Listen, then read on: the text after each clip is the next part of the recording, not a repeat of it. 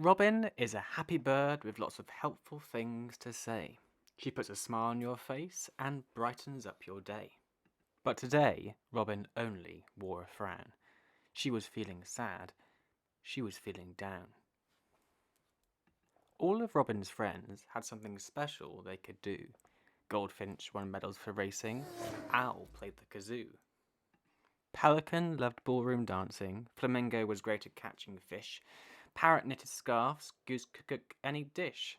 But poor little Robin, what was she going to do? She hadn't found her talent. She felt quite blue. What should I do? Robin asked her dad. Do what you're good at, he told her. Please don't be sad. Then an idea came to Robin as she ate her evening meal. I'm going on a journey, she said, to find my special skill. Robin didn't know where she was headed. She wasn't sure what to bring, but she knew that somewhere out there she was going to find her thing. Robin packed some water, food, and a map. She used a pencil to mark the way as she held it in her lap. Robin left her cosy nest to do something she'd never dared, to venture into the dark, dangerous world, and she felt a little scared. But Robin knew she could do it. She could face the unknown. She took a deep breath in and flew into the night, alone. The forest was thick and gloomy. Everything looked the same. And it wasn't long before poor Robin had lost her way. Excuse me, she said to a firefly who was casting light onto some bark. Please could you light my way? I'm scared of the dark. Went the firefly as he glowed in the night. Let's get you out of here before you get a fright. Robin gulped. Does the firefly mean to say there's a night beast in these woods? Like a bunch of robin goblin grizzlies or toothless witches swathed in hoods?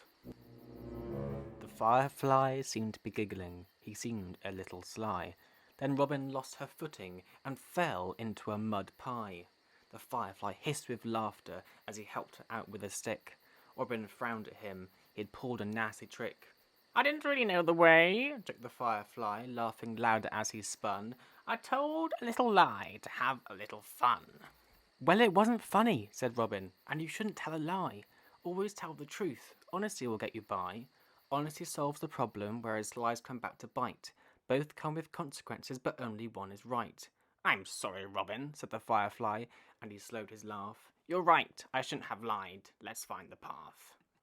Robin was lost no more, now that Firefly stopped his lies. She found the path again, and they said their goodbyes. After 3 days of flying, Robin had stopped to take a rest. She was perched at a crossroads when she happened upon a nest. Inside were 2 grey squirrels bickering the morning away. Let's just come to an answer, said the first. We've been arguing for days. What's all the fuss? Asked Robin, ready to make a stand. It's the red squirrels, they said together. They're on our land. Why can't they be here? Robin asked them. The grey squirrels' faces turned white with dread. Because they're not grey, they're red. Well, what does that matter? Robin asked the creatures. The first grey squirrel shook his head. They're not like us. They don't have the same features. Robin smiled. If you want to judge the red squirrels, don't judge them by their features. Only judge their intentions. We are all equal creatures. It doesn't matter who they love and where they've been, and we don't disfavour the things they can't change, like the colour of their skin. Grey squirrels listened. They took on board what Robin said. They kindly gave her food and showed her to her bed. Weeks passed, and Robin soared over mountains, jungles, and dunes. She felt the wind in her feathers and raised a hot air balloon. Excuse me, Robin said to a vulture, wallowing in the desert sand. Sorry to be a bother, but have you got the time to hand? Does it look like I'm wearing a watch? Snapped the moody bird. Why would you ask me that? How ridiculously absurd! Robin watched the vulture peck sadly at a bone. Just go away, he squawked. Just leave me alone. What's the matter? Asked Robin. The vulture's face was full of despair. I can help you, she told him. I'm sure it's a problem we can repair. At first the vulture was shy, but then he said, Sorry for being rude. I've woken up on the wrong side of the bed. Thank you for apologising, replied Robin. Sometimes we have bad days, but it's still important to remember that manners go a long way. Vulture agreed and showed a small grin. It's been a bad week, he said. My luck has run rather thin. Don't worry, Robin told him, holding his hand. It's okay to be sad. It's okay to ask for help. I understand. Vulture smiled a little. I feel like I'm failing, like I've got the wrong tools.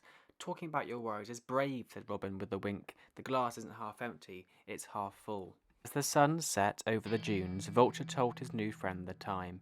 Robin closed her eyes. They both felt divine. The last of Robin's journey took her through storms of twisting winds and wild gales, but she kept moving forward. She wasn't going to fail.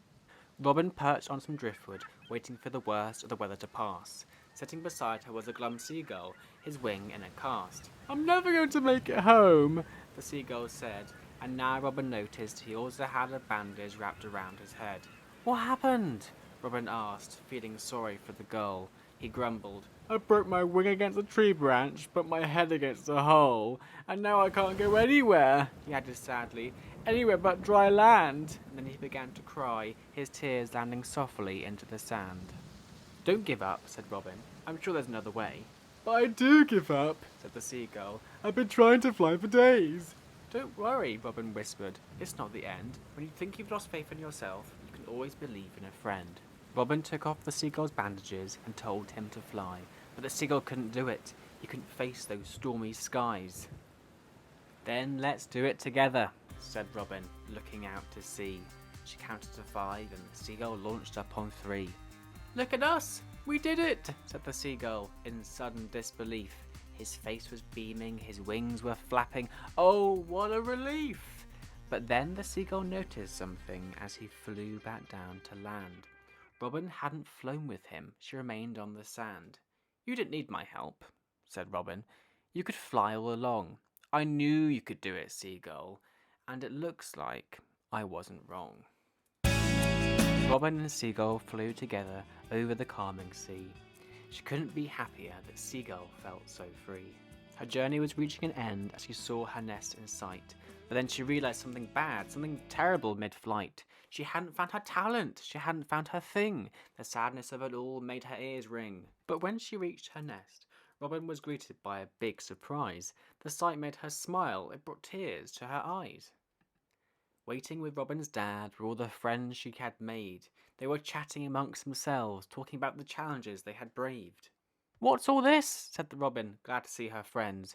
"We thought it would be nice," said the Firefly, "to congratulate you at your journey's end." "But I haven't found my talent," Robin told them, feeling very low.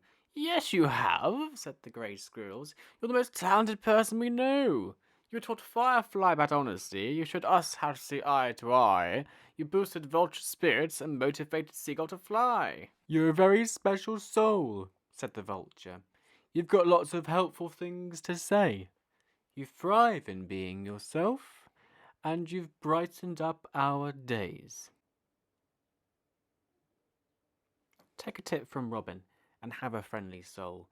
Treasure those you love, because it's them that makes us whole. Thanks for watching. If you liked what you saw today, please like and subscribe and follow me on social media. I will see you again soon.